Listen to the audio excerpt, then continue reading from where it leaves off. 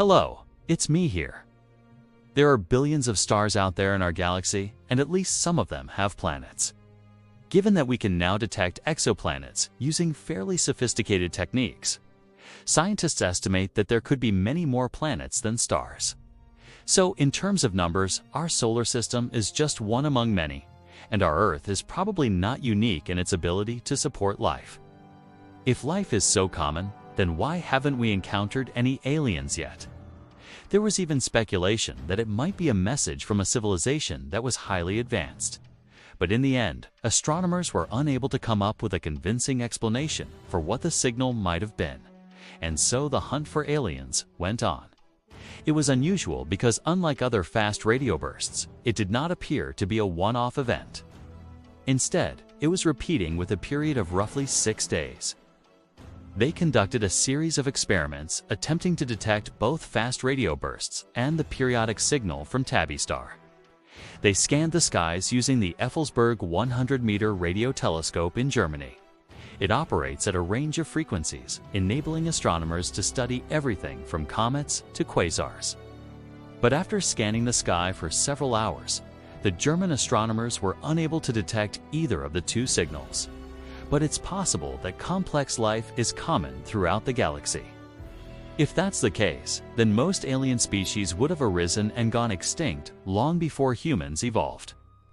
It was started back in 1960 and involved searching for signals from distant civilizations using a series of radio telescopes around the world. It wasn't very successful, but it was the first project of its kind. Learn more about Project Zeus and other early searches for aliens in my video about John Krasinski's UFO documentary. It's fascinating stuff. Even if there are lots of alien species out there, it's possible that none of them have developed the technology needed to send signals into space. If that's the case, then detecting radio signals would be a kind of technological barrier. Species would need to reach a certain level of development before they could cross the barrier and send messages into the galaxy. And once they reach that level, they might choose not to communicate for a whole host of reasons. Maybe they want to avoid attracting attention, or maybe they want to prevent their internal conflicts from becoming intergalactic. Their search was conducted at a range of frequencies, including the 982 MHz band where the original signal had been detected. But the team didn't hear anything. It would merely suggest that they've chosen to remain silent. In fact, the burst occurred at the same time as 3 fast radio bursts that had been recorded in 2019. They all came from the same part of the sky.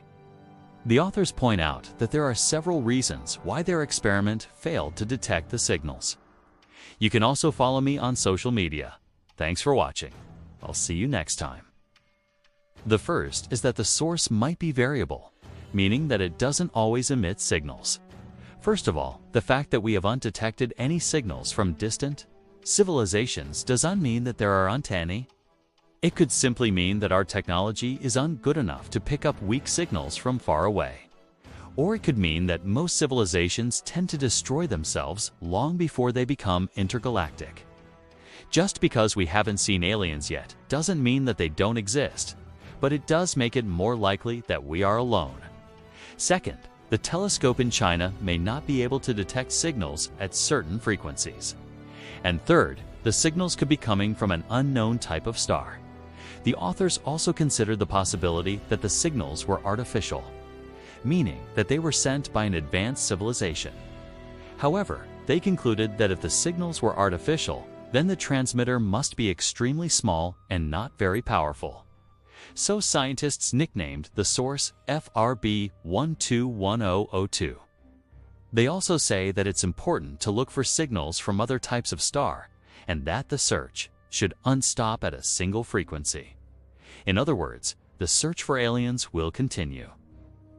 We haven't exactly been trying very hard, but we do listen from time to time.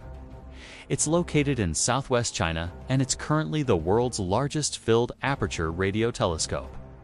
This telescope is used for various astronomical projects, including searches for signs of intelligent alien life. And while scanning the skies for signals, scientists heard something remarkable.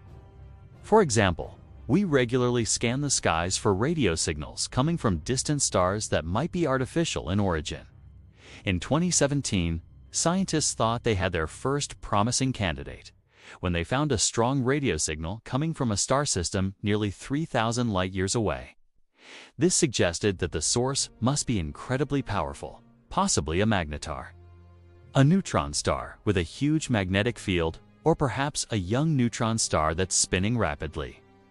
Some astronomers were impressed, but others weren't convinced.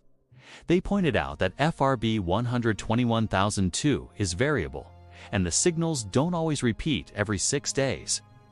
Even so, the possibility of a connection between the fast radio burst and the 2017 signal couldn't be ignored. Could it be that both events came from the same star system, just as some astronomers had suggested back in 2017? The signal came from a star called Tabby star, or Boyajian star. It was discovered by a citizen, scientists named Tabitha Boyajian, who noticed that the star's brightness varied in an unusual way, possibly indicating that it was being orbited by a large number of giant planets. Not only that, but there appeared to be regular variations in the light coming from the star with a period of 16 days.